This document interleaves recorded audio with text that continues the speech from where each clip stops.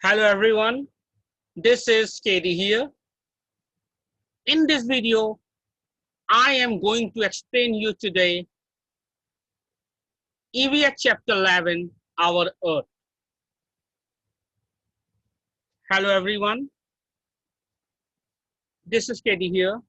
इस वीडियो में मैं आप सभी को EVS का चैप्टर 11, Our Earth यानी हमारी पृथ्वी के बारे में चर्चा करूंगा और एक्सप्लेन करूंगा और आप लोगों को बताऊंगा. So keep on watching my video from beginning till end and understand it properly, pay attention. So happy digital learning. So let's start. EVS chapter 11, Our Earth.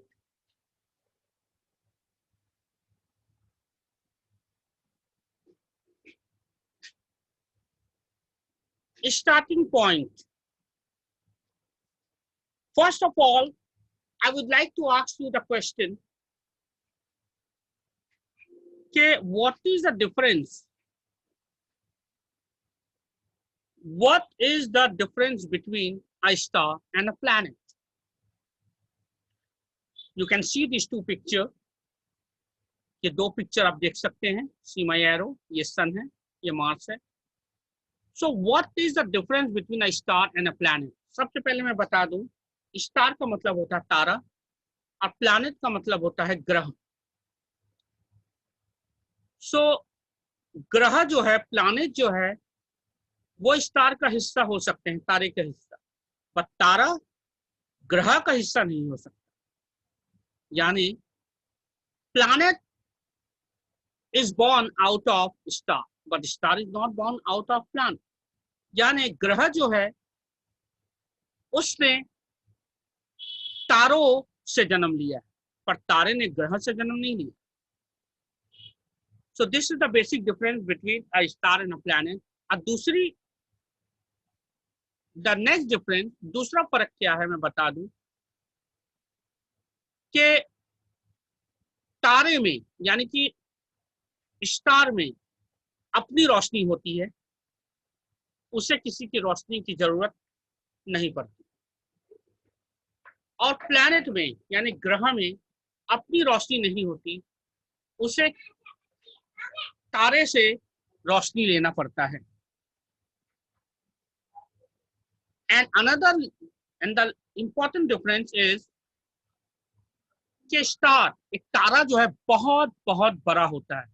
A star is very very big, whereas a planet is quite small or very small comparing to the sun. तारा जो तारा होता है बहुत बड़ा होता है, पर planet जो ग्रह होते हैं तारे के मुकाबले बहुत छोटे होते हैं. तो ये तीन फर्क मैंने बता दिया. I have already told you the three differences between a star and a planet. तो which of these is a star? इनमें से ये दो पिक्चर यहाँ दी हुई है. Two pictures have been given here, the sun and the Mars. Out of this, which is a star and which is a planet? यहाँ पे दो चित्र दिए गए हैं, सूर्य और मार्स यानी मंगल. अब इन दोनों में से आप बताइए कौन तारा है और कौन ग्रह. ओके, सूरज जो है यानी सन वो तारा है, star, sun is a star. And Mars यानी मंगल जो है वो एक ग्रह है. I hope you have understood the difference between a star and a planet. आशा है कि आप एक तारे और एक ग्रह के बीच का फर्क आप समझ गए होंगे.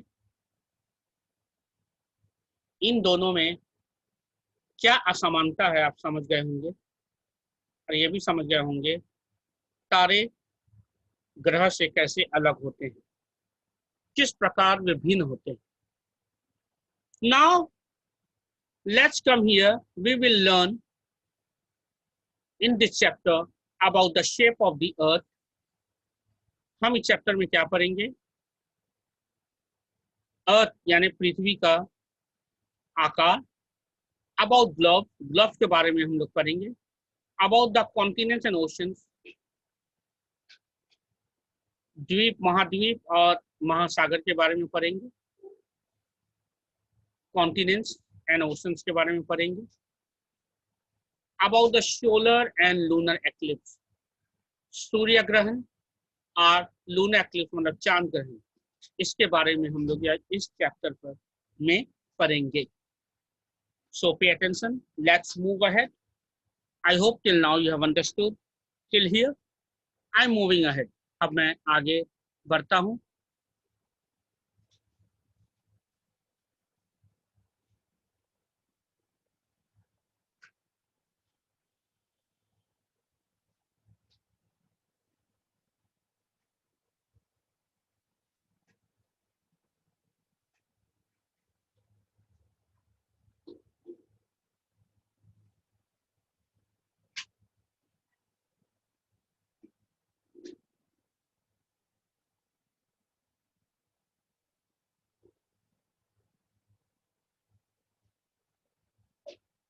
हाँ, तो हम लोग कहाँ थे?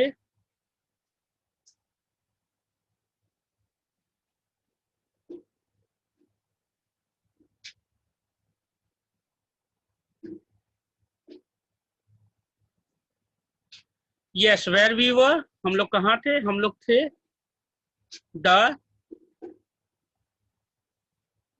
difference. I have already told you what is the difference between a star and a planet.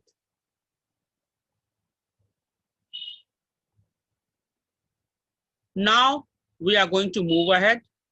अब हम लोग आगे बढ़ते हैं.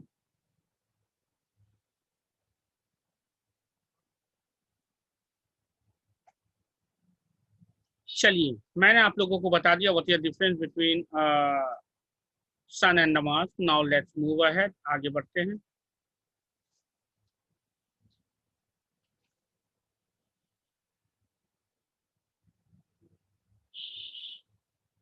Yes, learning ladder, our Earth. Now let's learn about our Earth. Our Earth. We live on the planet Earth.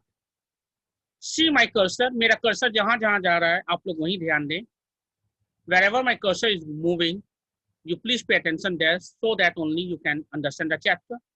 We live on the planet Earth.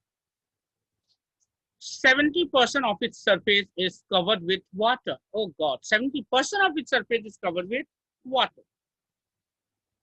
It is the only planet known to support life. It provides us with various natural resources. Natural resources, what is natural resources? I told you in the previous chapter, chapter 10. It provides us with various natural resources such as air, water, and sunlight, which are essential for our survival. तो हम लोग किस ग्रह में रहते हैं? पृथ्वी पर. पृथ्वी एक ग्रह है, हम लोग पृथ्वी पर रहते हैं और पृथ्वी का 70%, 70% of its surface is covered with water. 70% इसका सरफेस जो है वो पानी से बना है. सिर्फ 1/4 हिस्सा पृथ्वी का पानी है, सॉरी जमीन है. यानी कि only 30% is land and 70% surface covered with water. 70% पानी से भरा है और 30% जमीन. ये पूरे सोलर सिस्टम में पृथ्वी ही एक ऐसा ग्रह है जिस पर जीवन है, अन्यथा किसी भी ग्रह में जीवन नहीं है. और यही वो ग्रह है जिस पे हमें नेचुरल रिसोर्सेस पाए जाते हैं, जैसे हवा, पानी, सनलाइट, जो हमारे जीने के लिए अनिवार्य है. आई hope you have understood till here. I am moving ahead. अब हम आगे बढ़ते हैं. Now we are going to discuss about the shape of the Earth. अब हम लोग पृथ्वी के आकार के बारे में बात करेंगे। क्या है पृथ्वी का आकार और ये कैसे पता चला? Let's read what is the shape of the earth and how we come to know. Pay attention, see on the screen. Long ago it was believed that the shape of the earth is flat. पहले के जमाने में ऐसा माना जाता था कि पृथ्वी का आकार चिपटा है, वो पूरी तरह से चिपटी है। However, it was discovered later that it is actually round in shape. बाद में ये डिस्कवर किया गया, ये खोज से पता लगाया गया कि पृथ्वी का आकार चिपटा नहीं, फ्लैट नहीं है, बल्कि राउंड है, गोल है। ठीक इस फुटबॉल की तरह देख सकते हैं कि इस फुटबॉल का शेप, इस फुटबॉल का आकार ठीक इसी प्रकार हमारा पृथ्वी का भी आकार है। Now the earth is round in shape. तो अर्थ का शेप क्या है? The earth is round in shape. What is the shape of the earth? The earth is round in shape and slightly flattened at both the poles, the north pole and the south pole. तो actually अर्थ का जो shape है वो totally गोल नहीं है, round नहीं है। Round तो है ही, पर इसके दो उत्तरी और दक्षिणी भाग यानी north pole and south pole थोड़ी सी चिपटी है, यानी कि ये बीच से फैला हुआ है, ऊपर और नॉर्थ पोल और साउथ पोल ऊपर और नीचे से थोड़ा दबा हुआ है, अन्यथा ये पूरा गोल है। Our earth is totally round, only flatten and bulge, flatten at the two poles north and the south pole, and it is bulge out. Now let us try to understand it using an example. अब हम लोग एक उदाहरण लेकर इस पृथ्वी के इस आकार को समझने की कोशिश करते हैं।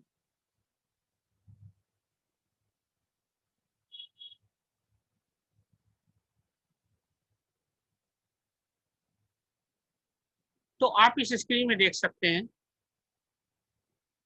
The earth is round in shape and slightly flattened at the poles, the north and the south. ये आप फुटबॉल को देख सकते हैं, इस गेंद को। ये गेंद जिस तरह से है उसी प्रकार के हमारा पृथ्वी भी है। Now let us try to understand it using an example. एक उदाहरण के मदद से हम लोग इस पृथ्वी के आकार का पता लगाएंगे। लेट अस सपोज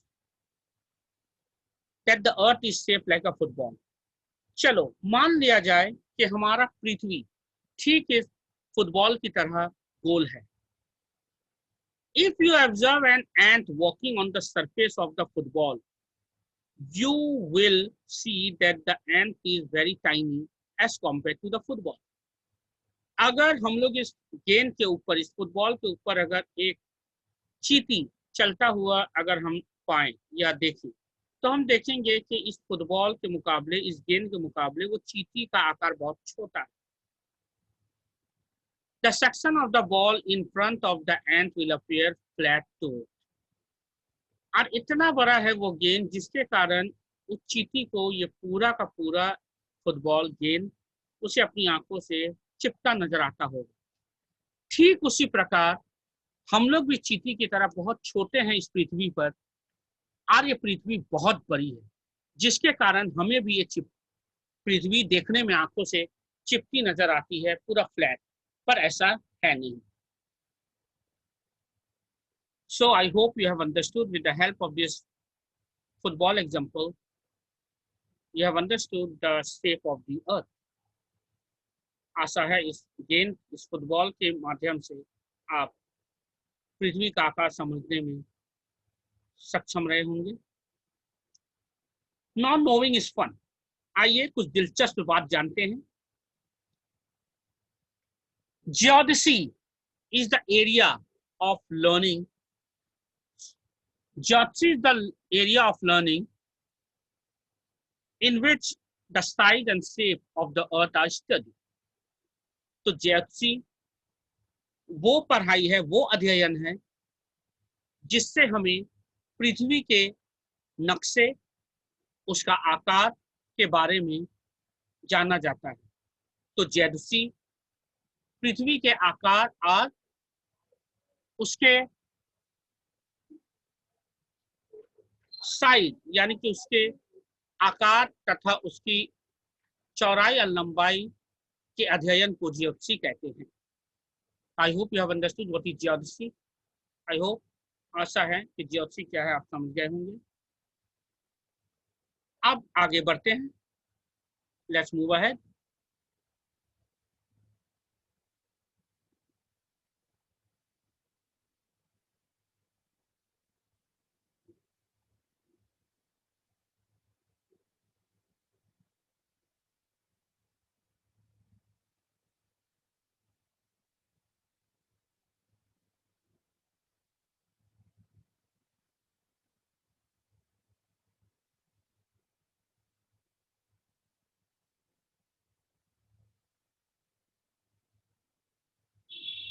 तो स्क्रीन में आपको फिर दिखाई दे रहा है ना किताब का हिस्सा। तो लेट्स मूव अहेड, अब आगे बढ़ते हैं।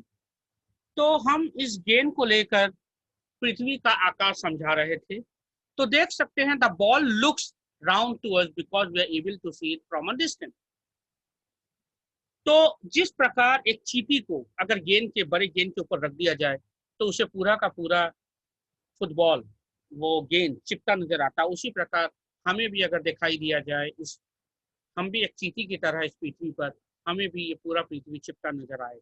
Similarly human beings are tiny as compared to the earth. ठीक उसी प्रकार हम इंसान भी अर्थ के मुकाबले, पृथ्वी के मुकाबले बहुत छोटे हैं। It looks flat to us when we look outside the window. इसी प्रकार जब हम लोग अपनी खिड़कियों से कुछ नज़ारा देखते हैं तो हमें पूरा चिपटा और फ्लैट नजर आता है। However, when observed from outer space, we realize that the earth is round in shape. पर जब हम लोग अंतरिक्ष से पृथ्वी का आकार देखते हैं तो हमें गोल नजर आता है।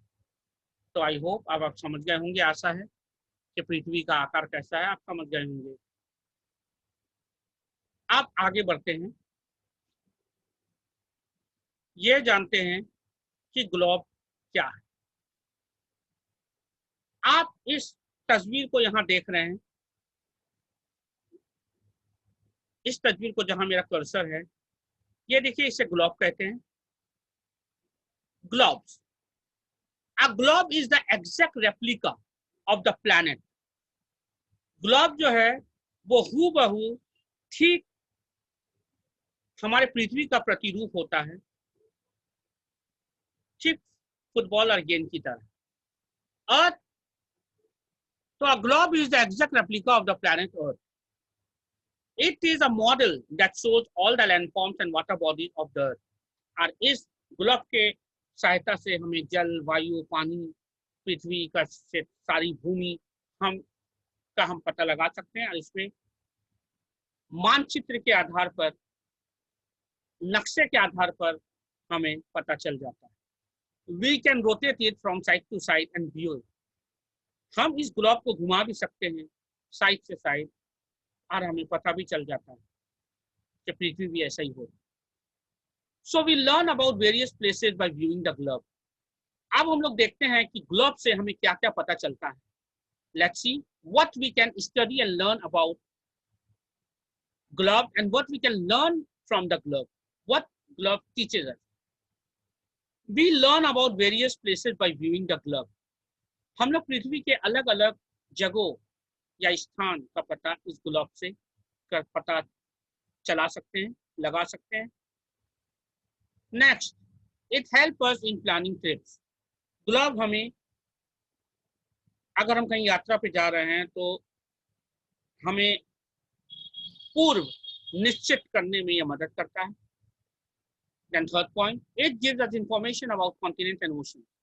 और महासागर और महाभूमि के बारे में हमें जानकारी भी देती है ये ग्लोब।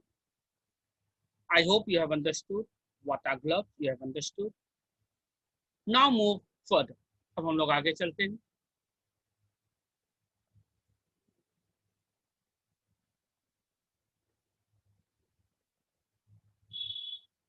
अब हम लोग जानेंगे कॉन्टिनेंट और ओशन के बारे में। The earth is made up of both land and water. हमारी पृथ्वी जमीन और पानी से बनी हुई है। Earlier there was one mass of land surrounded by water.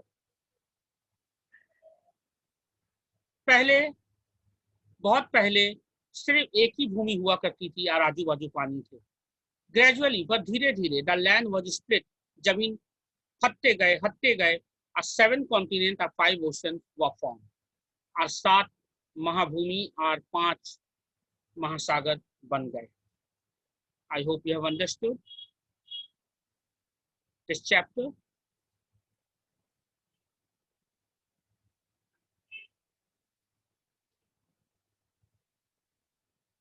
So you have understood what is continent and oceans here.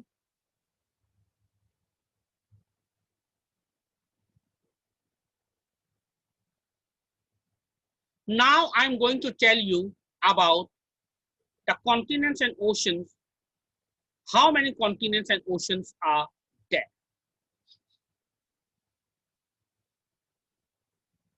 अब हम आपको बताएंगे, I'm going to tell you how many types of oceans and continents are there. अब मैं आपको बताऊंगा कि कितने प्रकार के महाभूमि और महासागर होते हैं। You can see continents.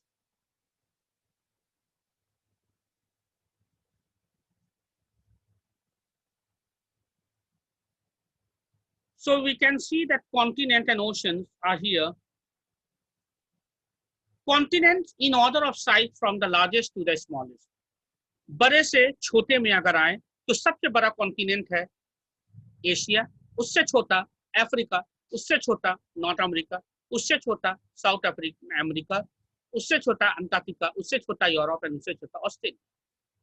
So if I go and tell you in order of size from the largest to the smallest, the continents are in order as first the Asia, followed by Africa, Africa followed by North America. After North America is followed by South America. South America is followed by Antarctica. Antarctica is followed by Europe, and Europe is followed by Australia. Now come to oceans in order of size from the largest to the smallest. अब हम लोग देखेंगे महासागर सबसे बड़े से छोटे के आकार पर। जो सबसे बड़ा है उसका पहला नाम, और उसके बाद जो छोटा है उसका बाद में उसका नाम।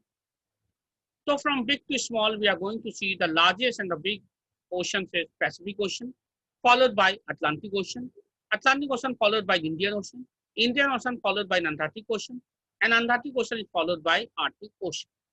तो ये पृथ्वी के कॉन्टिनेंट और महासागर यानी महाद्वीप यानी महाभूमि और महासागर हुए। I hope you have understood this chapter very well. आशा है इस चैप्टर को ईवीएस के चैप्टर को आप समझ गए होंगे। अब मैं अपना वीडियो यहीं खत्म करता हूं, पर ये वीडियो मैं कंटिन्यू रखूंगा और अपने अगले वीडियो में मैं आपको बताऊंगा एक्लिप्स के बारे में। हम लोग नेक्स्ट वीडियो में पढ़ेंगे एक्लिप्स के बारे में। तब तक के लिए goodbye, see you again, happy digital learning.